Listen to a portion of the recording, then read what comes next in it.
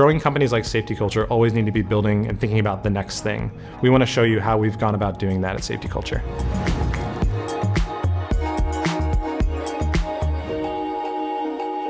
When you're building new products in an uncertain environment, which is typically where the best products come from, it has to be messy. It's not an assembly line. It's like making a film, right? Like there's so many moving pieces, and there's no right answer to these decisions. You just need to figure out what feels right at that moment with those people, with that customer at that time. And if you always are fighting for certainty, this isn't probably going to be a good job for you.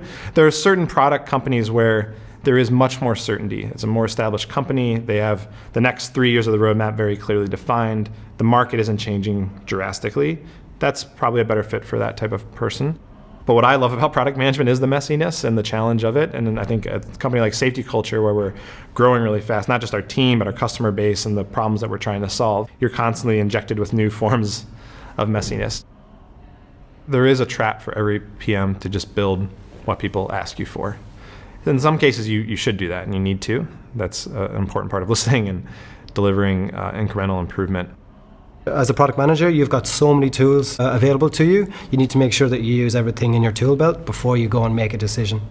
Have you validated this through user experience testing? Have you looked at the existing data? Have you looked at the leading indicators? Have you spoken to the internal stakeholders such as your account executives? Just make sure they've ticked all those boxes with regards to all the different inputs they could have with regards to making a more informed decision.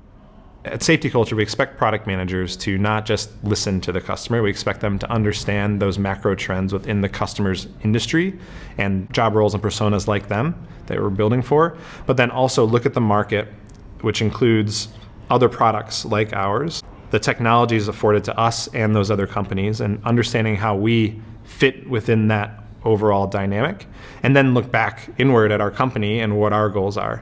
And you really need to piece all of those three things together: the customer, the market, and our ability to serve both of those things.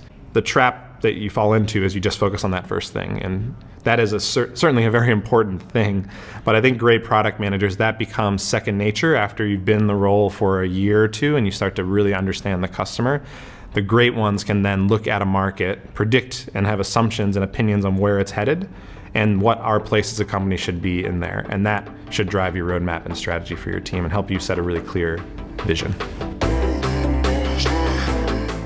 We found ourselves coming out of meetings going, good job, good job, good job, when at the end of the day, we need to make sure that we're questioning each other. It's all about constantly debating priorities, putting your ideas out there to be challenged.